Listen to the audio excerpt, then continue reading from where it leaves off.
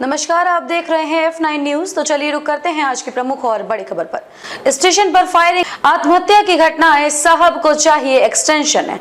RPF में इंस्पेक्टरों को टीएमएम transfer module से बाहर किए जाने की अधिसूचना जारी हो चुकी है। दक्षिण पूर्व रेलवे में अगले 10 दिनों में इंस्पेक्टरों के तबादले की सूची जारी होने की संभावना के बीच मनपसंद पोस्टिंग के लिए इंस्पेक्टरों ने लॉबिंग शुरू कर दी है। क्योंकि अब तबादलों का अधिकार जोनल आईजी के पास है, तो उनकी पसंद कई मायनों में अहम हो गई है। ऐसे में तबादलों का टर्न पूरा करने वाले हर इंस्पेक्टर की दौड़ कोलकाता की ओर है। इस दौड़ में जोन के सबसे सेंसिटिव पोस्ट में शामिल टाटानगर, बोकारो, राउरकेला आदि ही हॉट बने हुए हैं। हालांकि इस दौड़ में टाटानगर के तत्कालीन प्रभारी संजय कुमार तिवारी भी शामिल हैं।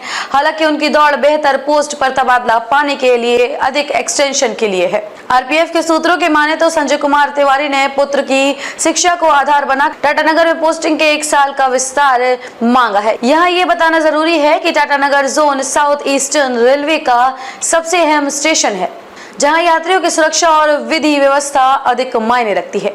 अगर बीते साल के बीच की घटनाओं की चर्चा करें तो टाटानगर में विधि व्यवस्था के रूप में स्टेशन पर आरपीएफ की सुरक्षा पूरी तरह ध्वस्त नजर आई है।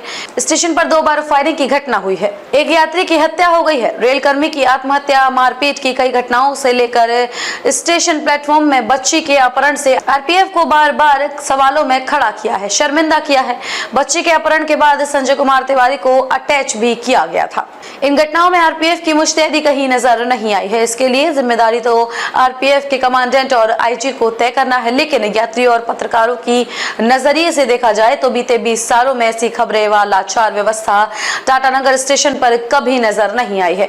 इस व्यवस्था को भ्रष्टाचार कहा जाए या भ्रष्टाचार में डूबी व्यवस्था, यह समझना मुश्किल है। स्टेशन परिसर में भीतर टेम्पो आकर खड़े कर दिए जाते हैं। टेम्पो चालक बेखौफ सवारी लेने के लिए प्लेटफॉर्म तक पहुंच जाते हैं। स्टेशन के इन और आउट गेट के दोनों ओर ठेला खोमचे वालों का कब्जा है। ट्रेनों में बेखौफ वेंडर फेरी लगाते हैं। आरपीएफ पोस्ट के ठीक सामने मुख्य मार्ग पर इन गेटों से लेकर आउट गेट तक 80 से अधिक दुकानें स्थायी रूप से बसा दी गई हैं। कौन है जिम्मेदार? हम यार्ड में लगातार हो रही चोरियां, मालगाड़ी पर चढ़कर कोयला उतारने वाले लोगों, रेल क्षेत्र में खुल गए अवैध तारों की बात नहीं कर रहे हैं। अब तक बात सिर्फ यात्रियों की सुरक्षा व सुविधा की हो रही है। यहाँ स्टेशन के प्रथम व सेकंड एंट्री में नाम के लिए मशीनें तो लगा दी गई हैं, लेकिन जांच के नाम पर सिर्फ खाना पूर्ति हो रही है। हाँ, राजस्व उगाही में टाटानगर स्टेशन हमेशा से अग्रणी रहा है। ये अलग बात है कि यह राजस्व रेलवे को नहीं जाता। संजय कुमार तिवारी की पैरवी का लोहा आरपीएफ के लोग भी मनाते रहे हैं। और चर्चा ये है कि जोनल आईजी से बात करने के बाद साहब अब डीजी आरपीएफ के पास गए हैं ताकि एक्सटेंशन को फाइल किया जा सके। दक्षिण पूर्व रेलवे गार्डन रिच कोलकाता का आंध्रा रेल मंडल के बोकारो और चक्रधरपुर रेल मंडल के राउरकेला और टाटा सबसे अधिक आरपीएफ के इंस्पेक्टर का कमाई वाला पदस्थापना स्थल रहा है।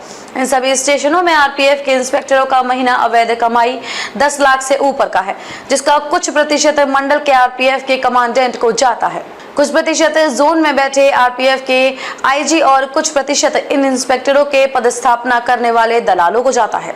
गार्डन रिच कोलकाता से F9 न्यूज हेड असीम कुमार सामंतों की रिपोर्ट। खबरों में अब तक के लिए बस इतना ही। फिर होगी आपसे मुलाकात ऐसी ही किसी बड़ी और खास खबर के साथ। तब तक के लिए नमस्कार और देखते रहिए F9 न्यूज। खबरें जो आपको जोड़ती है सीधा हमसे, खबरों की वही तस्वीर, बिना बदले बिना डरे, सच का जज्बा लिए सच दिखाते हैं हम, क्योंकि F9 न्यूज है हम। खबर बड़ी और खास होगी, असल वजह की तलाश होगी, दुनिया भर के हर गांव, शहर, गली, मोहल्ले पर नजर हमारी होगी। खुलेंगी पर्दें, जहन में उठे हर सवाल की बात होगी, हर वो जवाब जो है आपके लिए जरूरी, जिम्मेदारी हमारी होगी। हमारी खबरों में कुछ हटकर होगी बात। देखिए सिक्के के दोनों पहलू F9 न्यूज के साथ।